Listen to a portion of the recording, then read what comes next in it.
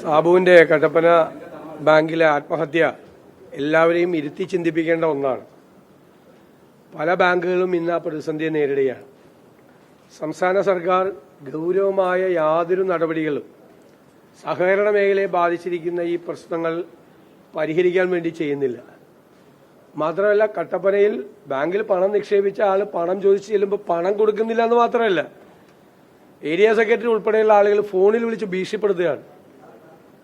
കഠിനാധ്വാനം ചെയ്ത് ഒരു മനുഷ്യനുണ്ടാക്കിയ അധ്വാനത്തിന്റെ ബലം ബാങ്കിൽ കൊണ്ടുപോയി നിക്ഷേപിക്കുമ്പോൾ ഒരു ഭാര്യയുടെ ഓപ്പറേഷന് പോലും ആ പണം കൊടുക്കില്ല എന്ന് മാത്രമല്ല, നിക്ഷേപകൻ പണം ചോദിച്ചു വരുമ്പോൾ അവനെ ഭീഷണിപ്പെടുത്തുക എന്നത് CPM എത്ര അധപ്പതിച്ചിരിക്കുന്നു എന്നതിന്റെ ഏറ്റവും വലിയ ഉദാഹരണമാണ്. മാത്രമല്ല, ഇപ്പോഴും ഈ സഹകരണ മേഖലയിൽ ഐക്യം വേണമെന്ന് പ്രതിപക്ഷത്തോട് ആവശ്യപ്പെടുകയും അതേസമയത്ത് കേരളത്തിന്റെ വിവിധ ജില്ലകളിൽ പോലീസിനെ ഉപയോഗിച്ച് ഗുണ്ടകളെ ഉപയോഗിച്ച് ഈ സഹകരണ സ്ഥാപനങ്ങൾ പിടിച്ചെടുക്കുകയാണ്. അങ്ങനെ കോൺഗ്രസിൽ നിന്ന് പിടിച്ചെടുത്ത ഒരു സ്ഥാപനമാണ് ഈ കട്ടപ്പനയിലെ ബാങ്ക്. അങ്ങനെ പിടിച്ചെടുത്ത പല ബാങ്കുകളും തകർച്ചയെ നേരിടുകയാണ്. എന്നിട്ടും 21 ബാങ്കാണ് പത്തനംതിട്ട ജില്ലയിൽ മാത്രം CPM പിടിച്ചെടുത്തത്. ആ പല ബാങ്കുകളും ഇന്ന് വലിയ പ്രതിസന്ധിയെ നേരിടുകയാണ്. ഞങ്ങൾ രാഷ്ട്രീയമായി ഒരു തീരുമാനമെടുത്താൽ ഈ ബാങ്കൊന്നും ഉണ്ടാവില്ല. കാരണം ഞങ്ങളുമായി ബന്ധപ്പെട്ട ആളുകളുടെ നിക്ഷേപമാണ് 70-80% ഈ ബാങ്കുകളിൽ. ആ ബാങ്കുകളാണ് ഗുണ്ടകളെ ഉപയോഗിച്ചുകൊണ്ട് പിടിച്ചെടുക്കുന്നത്. ഞങ്ങളൊരു നിർദ്ദേശം കൊടുത്താൽ 24 മണിക്കൂറിനകം ഈ വിഡ്രോവൽ ഉണ്ടാവും ബാങ്കിൽ. പിന്നെ ഈ ബാങ്ക് ബാക്കിയുണ്ടാവും. കേരളത്തിൽ സഹകരണ മേഖലയുടെ ഗതി എന്താവും? ഞങ്ങളാണ് ഉത്തരവാദിത്തത്തോടുകൂടിയ പ്രതിപക്ഷമായി പെരുമാറിയത്. പക്ഷേ ഗവൺമെന്റിന്റെ ഭാഗത്ത് നിന്ന് ഇപ്പോഴും എല്ലാ UDF ബാങ്കുകൾക്കെതിരായും 65 എൻക്വയറി, 65 എൻക്വയറി, വെറുതെ ഉത്തരവിടും നിസ്സാര കാര്യങ്ങൾക്ക്. എന്നിട്ട് പിറ്റേ ദിവസം CPM-കാരെ കൊണ്ട് മാർച്ച് വയ്ക്കും. അപ്പോൾ ആളുകൾക്ക് പേടിയാവും. കാരണം ആളുകളുടെ പണം നിക്ഷേപിച്ചിരിക്കുകയല്ലേ. മകളുടെ കല്യാണത്തിന് വേണ്ടി, അല്ലെ, വീട് നിർമ്മിക്കുന്നതിന് വേണ്ടി, എന്തെങ്കിലും ആവശ്യത്തിന് വേണ്ടി, അല്ലെങ്കിൽ പെൻഷൻ കിട്ടിയ തുക ഒക്കെ ആളുകൾ നിക്ഷേപിച്ചിരിക്കുകയാണ്. CPM തന്നെയാണ് സംസ്ഥാനത്ത് ഈ ബാങ്കുകളെ തകർക്കുന്നതിന് വേണ്ടി നേതൃത്വം കൊടുക്കുന്നത്. ഞാൻ മുഖ്യമന്ത്രി ശ്രീ പിണറായി വിജയനോടും സഹകരണ വകുപ്പ് മന്ത്രി ശ്രീ VN വാസവനോടും CPM-നോട് അഭ്യർത്ഥിക്കുന്നു, നിങ്ങൾ ഈ നടപടിയുമായി മുന്നോട്ട് പോയാൽ കേരളത്തിലെ സഹകരണ രംഗം തകരും.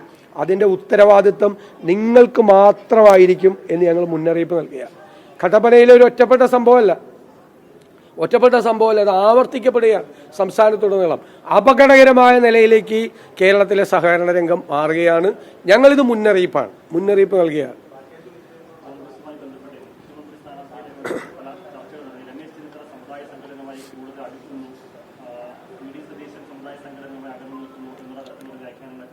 കോൺഗ്രസിന്റെ ഏത് നേതാവും UDF-ന്റെ ഏത് നേതാവും ഏത് സമുദായ സംഘടനകളുമായി ബന്ധപ്പെട്ട് പ്രവർത്തിച്ചാലും അതിന്റെ ഗുണം കിട്ടുന്നത് കോൺഗ്രസിനും UDF-നുമാണ്.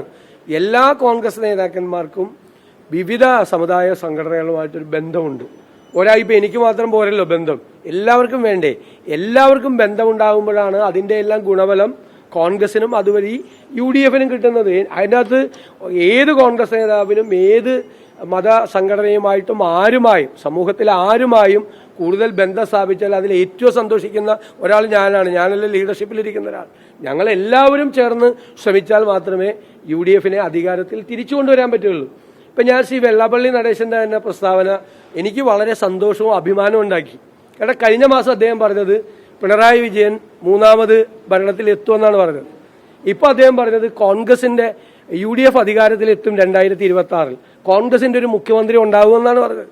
അതിൽ ഏറ്റവും സന്തോഷിക്കുന്ന ഒരാൾ ഞാനാണ്. കാരണം കഴിഞ്ഞ മാസത്തെ അഭിപ്രായം മാറി, സംസ്ഥാനത്തുടനീളം ആളുകളുടെ അഭിപ്രായം മാറിയാണ്. ശ്രീ വെള്ളാപ്പള്ളി നടേശനെ പോലെ പ്രമുഖനായ ഒരാൾ 2026-ൽ UDF അധികാരത്തിൽ വരും, കോൺഗ്രസിന്റെ ഒരു മുഖ്യമന്ത്രി ഉണ്ടാകും എന്ന് പറഞ്ഞതിൽ ഞങ്ങൾക്ക് വളരെ അഭിമാനവും സന്തോഷവുമുണ്ട്.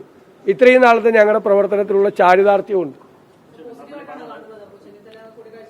തീർച്ചയായിട്ടും 100%. ഇപ്പൊ ഞാൻ ചോദിക്കട്ടെ, NSS രമേശ് ചെന്നിത്തലയെ വിളിച്ചു, നല്ല കാര്യമല്ലേ?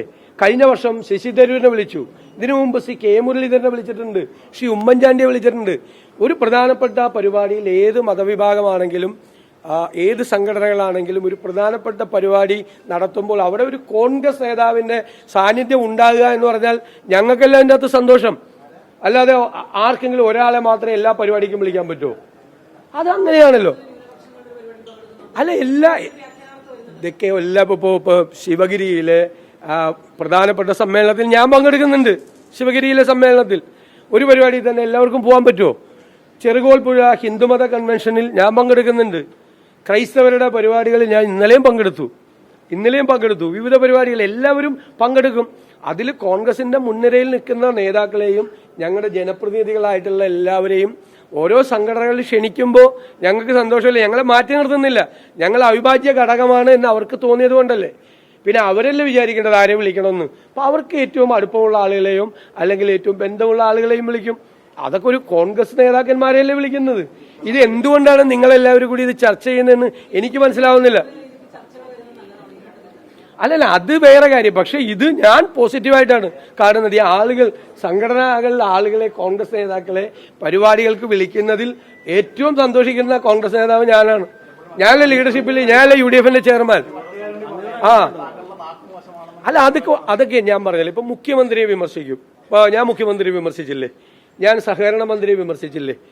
മുഖ്യമന്ത്രിയെയും മന്ത്രിമാരെയും ആളുകൾക്ക് വിമർശിക്കാൻ അധികാരമുള്ളതുപോലെ തന്നെ പ്രതിപക്ഷ നേതാവിനെയും വിമർശിക്കാം. പ്രതിപക്ഷ നേതാവ് പറയുന്നത് തെറ്റാണ്, പ്രതിപക്ഷ നേതാവ് പറയുന്നത് ശരിയല്ല, അദ്ദേഹത്തിന്റെ നാക്കിൽ നിന്ന് വരുന്നത് ശരിയല്ല എന്ന് ഒരു പരിണതപ്രജ്ഞനായ ഒരു നേതാവ് പറഞ്ഞാൽ നമ്മളത് നോക്കും, നമ്മളത് പരിശോധിക്കും. അതെന്തെങ്കിലും വേറെ രാഷ്ട്രീയ ഉദ്ദേശത്തിൽ പറഞ്ഞാണോ അല്ലെ എന്നെ കറക്റ്റ് ചെയ്യാൻ പറഞ്ഞാണോ എന്ന് ഞാൻ ശ്രദ്ധിക്കും. ഞാൻ കറക്റ്റ് ചെയ്യേണ്ടതാണെങ്കിൽ ഞാൻ കറക്റ്റ് ചെയ്യപ്പോൾ ഞാൻ കുറെ ദിവസത്തെ എൻ്റെ ഇതൊക്കെ നോക്കിക്കൊണ്ടിരിക്കുകയാണ്. ഈ അടുത്ത കാലത്ത് എവിടെയെങ്കിലും എനിക്ക് നാക്കുപിഴ സംഭവിച്ചിട്ടുണ്ടോ, ഞാൻ മോശമായിട്ട് എന്തെങ്കിലും പറഞ്ഞിട്ടുണ്ടോ ഉണ്ടെങ്കിൽ പരിശോധിക്കും, അതിന്റെ കറക്റ്റ് ചെയ്യും. അങ്ങനെയല്ലേ വേണ്ടത്. നമ്മളങ്ങനെ ഒരുപാട് വലിയ എന്താണ് 1/2 നൂറ്റാണ്ട് കാലത്ത് പഴക്കമുള്ള ഒരു വലിയ നേതാവൊന്നുമല്ലല്ലോ. ചിലപ്പോൾ നമ്മുടെ ഭാഗത്ത് തെറ്റുകളൊക്കെ ഉണ്ടായി കാണും. തെറ്റുകൾ എല്ലാം മനുഷ്യ സഹജമല്ലേ തെറ്റുകൾ. നമ്മളെ കറക്റ്റ് ചെയ്യാൻ വേണ്ടിയിട്ടാണ്. അത് പോസിറ്റീവായിട്ട് എടുത്താൽ മതി. VD സതീശന്റെ വാക്ക് ശരിയല്ല എന്ന് പറയുമ്പോഴേക്കും ഞാൻ വെള്ളാപ്പള്ളിയുടെ മെക്കിട്ട് കയറണം എന്തിനാ? അദ്ദേഹം എത്ര സീനിയർ ആയിട്ടുള്ള, എത്ര പ്രായമുള്ള ഒരാളാണ് അദ്ദേഹം. ഞാനുമായിട്ട് ജനറേഷൻ ഗ്യാപ്പ് ഉണ്ട്. അദ്ദേഹം പറയാണ് സതീശന്റെ നാക്ക് ശരിയല്ല എന്ന് പറഞ്ഞാൽ ഞാനല്ല പരിശോധിക്കേണ്ടത്. എന്നെ വിമർശിക്കാൻ പാടില്ല, ഞാൻ വിമർശനത്തിന് അതീതനാണ് എന്നും പറയാൻ പാടില്ല. ഞാൻ വിമർശിക്കുന്നതല്ലേ. ഏറ്റവും കൂടുതൽ കേരളത്തിൽ ആളുകളെ വിമർശിക്കുന്ന ആരാ? ഏത് പ്രതിപക്ഷ നേതാവെന്നല്ല, പ്രതിപക്ഷ നേതാവായിരിക്കും അല്ലേ. അപ്പൊ പ്രതിപക്ഷ നേതാവ് എന്നുള്ള നിലയിൽ ഭരണത്തിലിരിക്കുന്ന ആളുകളെയും പാർട്ടികളെയും ഭരണത്തിലിരിക്കുന്ന ആളുകളെയും കേന്ദ്രത്തിൽ ഭരണത്തിലിരിക്കുന്ന ആളുകളെയൊക്കെ ഏറ്റവും രൂക്ഷമായി വിമർശിക്കുന്ന ആളാണ് ഞാൻ. ആ പ്രതിപക്ഷ നേതാവിനെ വേറെ ആരും വിമർശിക്കാൻ പാടില്ല. അയ്യേ, അങ്ങനെ ഞാൻ പറയില്ല.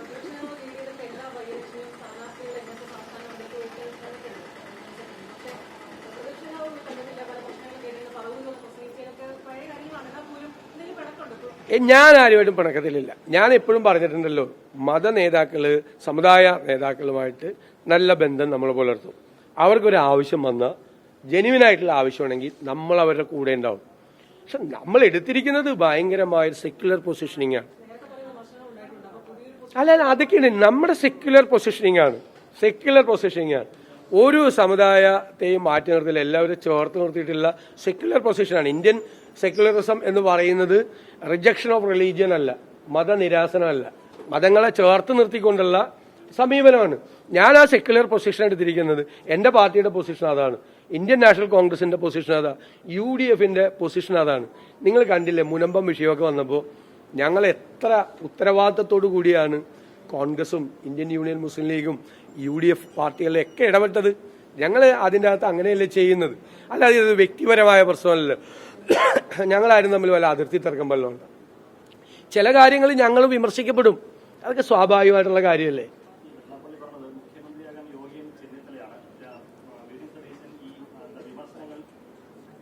അല്ലല്ല, അദ്ദേഹത്തിന്റെ ഒരു അഭിപ്രായം പറഞ്ഞു. അപ്പൊ എനിക്ക് ഏറ്റവും സന്തോഷം, ഞാൻ പറഞ്ഞില്ലേ, ഞാൻ കഴിഞ്ഞ മാസം പറഞ്ഞത് 3ാമത്തെ തവണയും പിണറായി വിജയൻ അധികാരത്തിൽ വരും, അല്ലെങ്കിൽ LDF സർക്കാർ അധികാരത്തിൽ വരും, CPM അധികാരത്തിൽ വരും. ഇപ്പൊ അദ്ദേഹം 2026 UDF അധികാരത്തിൽ വരും, കോൺഗ്രസിന്റെ ഒരു മുഖ്യമന്ത്രി ഉണ്ടാവും. അതിന് അദ്ദേഹത്തിന് ഇഷ്ടമുള്ള ആളുടെ പേര്, അതിനെന്താ തെറ്റ്? ആന്നും തെറ്റില്ല. അദ്ദേഹം പറയുന്ന ആളല്ലേ, അദ്ദേഹം അങ്ങനെ ഓഫ് ഹാൻഡ് ആയിട്ട് എല്ലാം പറയുന്ന ആളല്ലേ. ആ കൂട്ടത്തിൽ ഇതും പറയുന്നെടുത്താൽ മതി.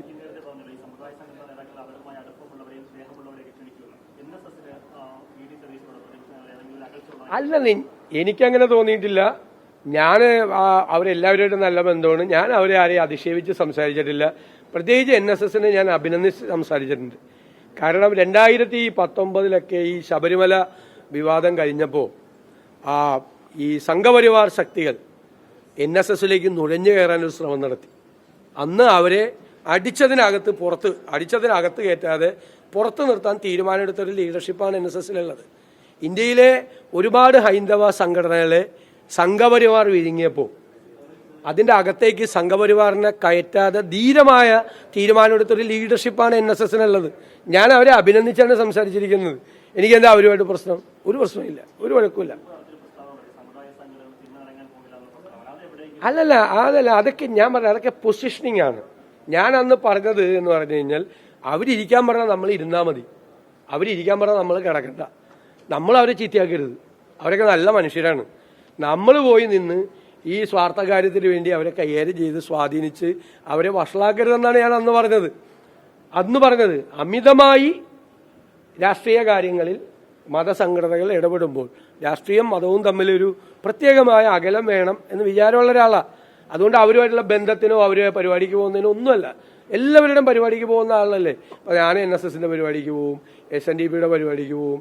ഈ ആഴ്ച തന്നെ എനിക്ക് NSSന്റെ ഒരു പരിപാടിയുണ്ട്. ഞാൻ പറഞ്ഞില്ല, എല്ലാ മതവിഭാഗങ്ങളുടെയും പരിപാടിക്ക് പോവും. ഈ ക്രിസ്മസ് സീസണാണ്, എല്ലാ ക്രൈസ്തവ ഡിനോമിനേഷൻ്റെയും പരിപാടിക്ക് വിളിച്ചിട്ടുണ്ട്. ഇപ്പോൾ ചങ്ങനാശ്ശേരി ഡയോസിസിൻ്റെ 2 പരിപാടിക്ക് പോയി, കഴിഞ്ഞ ദിവസം കാഞ്ഞിരപ്പള്ളിയിലെ പരിപാടിക്ക് പോയി, തൃശ്ശൂരിലെ ഡയോസിസിലെ പരിപാടിക്ക് വിളിച്ചിട്ടുണ്ട്, ഓർത്തഡോക്സ് ചർച്ചിൻ്റെ പരിപാടിയുണ്ട്, മാർത്തോമ ചർച്ചിൻ്റെ പരിപാടിയുണ്ട്, പെന്തക്കോസ്റ്റ് ചർച്ചുകളുടെ പരിപാടിയുണ്ട്, SYSന്റെ സംസ്ഥാന സമ്മേളനം ഉദ്ഘാടനം ചെയ്യാൻ വിളിച്ചിട്ടുണ്ട്, ഹിന്ദുമത കൺവെൻഷന് മുഖ്യാതിഥിയായി വിളിച്ചിട്ടുണ്ട്, ശിവഗിരിയിലെ തീർത്ഥാടന സമ്മേളനം മുഖ്യമന്ത്രി ഉദ്ഘാടനം ചെയ്യുമ്പോൾ മുഖ്യാതിഥി ഞാനാണ്. അതിനെന്താ?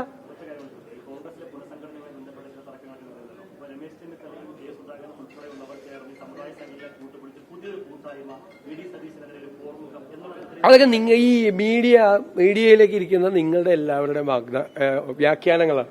ഞങ്ങളെല്ലാം തമ്മിൽ നല്ല ധാരണയിലും നല്ല ഇതിലുമാണ് ഞങ്ങൾ പോകുന്നത്. ഞങ്ങൾ തമ്മിൽ അങ്ങനെ ഒരു വഴക്കോ പ്രശ്നങ്ങളോ അഭിപ്രായ വ്യത്യാസങ്ങളോ ഒന്നുമില്ല. ഞങ്ങൾ ഒരുമിച്ച് പരിപാടികൾ പങ്കെടുക്കും, ഒരുമിച്ച് തീരുമാനിക്കും പരിപാടികളുടെ കാര്യങ്ങളും എല്ലാം. ഞങ്ങളെല്ലാം നിരന്തരമായി സമ്പർക്കത്തിലാണ്. എല്ലാ ദിവസവും ഫോണിൽ സംസാരിക്കും, അല്ലെങ്കിൽ പരിപാടി സ്ഥലത്ത് വെച്ച് കാണും. അതൊക്കെ തെറ്റായ ധാരണയാണ്. അതൊക്കെ CPMലാണ് കണ്ടാമിണ്ടാത്തതും ബഹളമൊക്കെ ഉണ്ടായി. ഞങ്ങളുടെ കുടുംബങ്ങൾ തമ്മിൽ തന്നെ നല്ല ബന്ധമാണ് കോൺഗ്രസിൻ്റെ അകത്ത്. നിങ്ങൾക്കത് അറിയാഞ്ഞിട്ടാണ്. ഒരു കാലത്ത് ഞങ്ങളുടെ ഏറ്റവും വലിയ ദൗർബല്യവും ദൗർഭാഗ്യവും ഉണ്ടായിരുന്നത് ഗ്രൂപ്പുകളുടെ അതിപ്രസരമായിരുന്നു ഒരു കാലത്ത്. ആ ഗ്രൂപ്പുകളുടെ അതിപ്രസരം ഇല്ലാതായി. ഇപ്പം എല്ലാ ലീഡർഷിപ്പും തമ്മിൽ നല്ല ടേംസിലാണ് പോകുന്നത്. ഞങ്ങളെല്ലാവരും ഒറ്റക്കെട്ടായി നിന്ന് കഴിഞ്ഞാൽ ഉറപ്പായിട്ട് ഞങ്ങൾക്ക് കേരളത്തിലെ UDFനെ കോൺഗ്രസിനെ തിരിച്ചു കൊണ്ടുവരാൻ നമുക്ക് പറ്റും. മനസ്സിലായില്ലേ? അതിനു വേണ്ടിയിട്ടാണ് നിൽക്കുന്നത്. ഞാൻ മുഖ്യമന്ത്രി സ്ഥാനാർത്ഥിയാകാൻ ഞാൻ ലീഡർഷിപ്പ് ഇരിക്കുന്ന ആളാണ്. പിന്നെ UDF തിരിച്ചു വരില്ല, കോൺഗ്രസ് തിരിച്ചു വരില്ല. ഇതിനെ തിരിച്ചു കൊണ്ടുവരാൻ വേണ്ടിയിട്ടാണ് ഞാൻ ശ്രമിക്കുന്നത്. എല്ലാവരെയും കൂട്ടിയോജിപ്പിച്ചുകൊണ്ട് എനിക്ക് കിട്ടിയിരിക്കുന്ന അസൈൻമെന്റ്, ഡൽഹി ദേശീയ നേതൃത്വവും കേരളത്തിലെ MLAമാരും കോൺഗ്രസ് MLAമാരും തന്നിരിക്കുന്ന അസൈൻമെന്റ് നമുക്ക് തുടർഭരണം പോയി ഇല്ലേ, നഷ്ടപ്പെട്ടു നമുക്ക്. അപ്പം ഇതിനെ തിരിച്ചു കൊണ്ടുവരാൻ വേണ്ടിയിട്ടുള്ള കാര്യമാണ് ചെയ്യുന്നത്. ഞങ്ങളത് ഭംഗിയായിട്ട് നിർവഹിക്കുന്നുണ്ട്. ചെറിയ ഇതൊക്കെ വരും. ജനാധിപത്യ പാർട്ടിയല്ലേ, അഭിപ്രായങ്ങൾ വരും. ഇപ്പം ഇരുമ്പ് പറയലുണ്ടായിരുന്ന ഒരു പാർട്ടിയുടെ പുറത്ത് അത്രയൊന്നും പ്രശ്നം കോൺഗ്രസിലില്ലല്ലോ.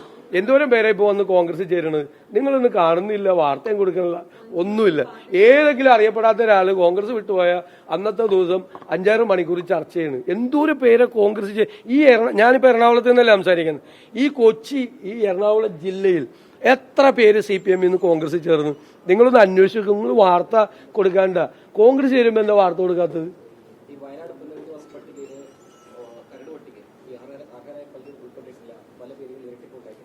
അത് അങ്ങനത്തെ ഒരു വാർത്ത ശ്രദ്ധിച്ചു. തീർച്ചയായിട്ടും ഞങ്ങളത് പരിശോധിക്കും. ഞങ്ങളുടെ പഞ്ചായത്ത്, ബ്ലോക്ക് പഞ്ചായത്ത്, ജില്ലാ പഞ്ചായത്ത് ഒക്കെ അവിടെയുണ്ട്, ജനപ്രതിനിധികളെല്ലാം ഉണ്ട്. അപ്പോൾ അവിടെ അർഹരായ ഒരാൾക്ക് പോലും അവിടെ നീതി നിഷേധിക്കപ്പെടരുത് എന്ന് ഉറപ്പുവരുത്തും. അത്രയേ ഉള്ളൂ. എന്താ സംഭവിച്ചതെന്ന് നമ്മൾ അന്വേഷിക്കട്ടെ. നമ്മൾ വയനാട് വിഷയത്തിൽ അങ്ങ് ചാടിക്കേറിയ എല്ലാ കാര്യത്തിലും പറയുന്നില്ല. ഞങ്ങൾ ഒന്ന് പരിശോധിക്കട്ടെ. അവിടെ നമ്മുടെ MLA ഉണ്ട്. MLAയുടെ നേതൃത്വത്തിൽ വളരെ കീനായി ഈ കാര്യങ്ങളെല്ലാം ശ്രദ്ധിക്കുന്നുണ്ട്. വയനാട് ജനപ്രതിനിധികളെല്ലാം ഞങ്ങളുടെ കൂടെ നിൽക്കുന്നവരാണ്. അവർ രാപകലില്ലാതെ ഈ പാവങ്ങളുടെ കൂടെ ഉണ്ട്.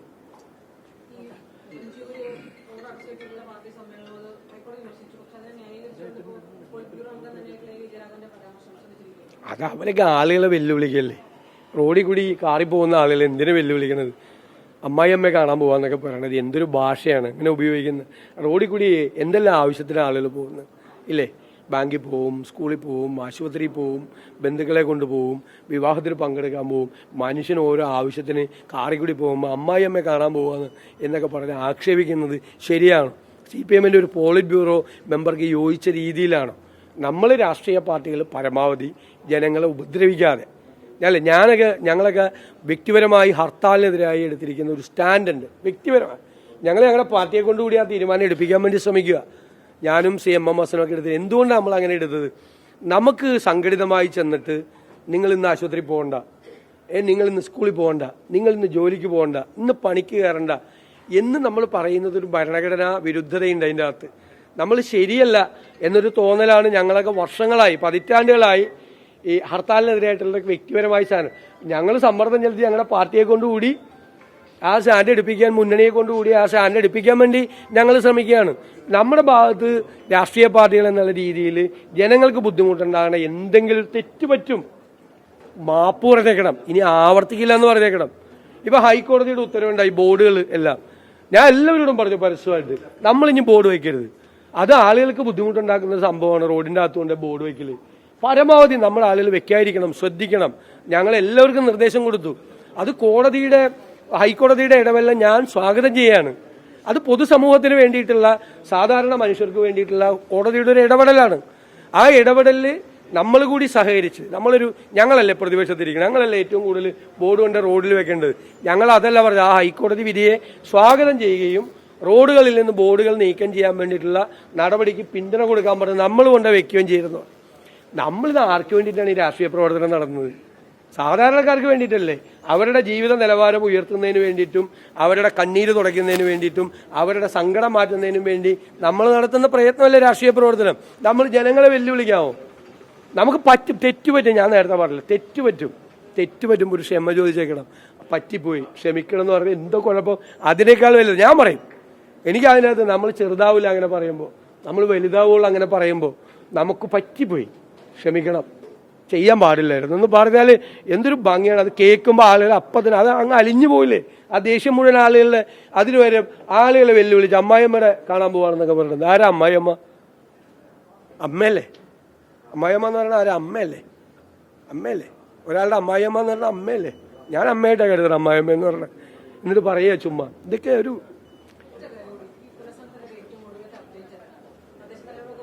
ഒരു ചർച്ചയും ഞങ്ങൾ ഇതുവരെ ഒരു ചർച്ച ഞങ്ങൾ ഇതുവരെ ആരംഭിച്ചിട്ടില്ല. ചർച്ച ചെയ്ത് തീരുമാനമെടുത്ത് കൃത്യമായിട്ട് KPC പ്രസിഡന്റ് നിങ്ങളെ അറിയിക്കും. അതൊക്കെ തീർച്ചയായിട്ടും പെട്ടെന്ന് ചെയ്യും. ചെറിയൊരു ഡിലേ വന്നിട്ടുണ്ട്, അതൊക്കെ ചെയ്യും, എല്ലാം ചെയ്യും, തീർച്ചയായിട്ടും ചെയ്യും.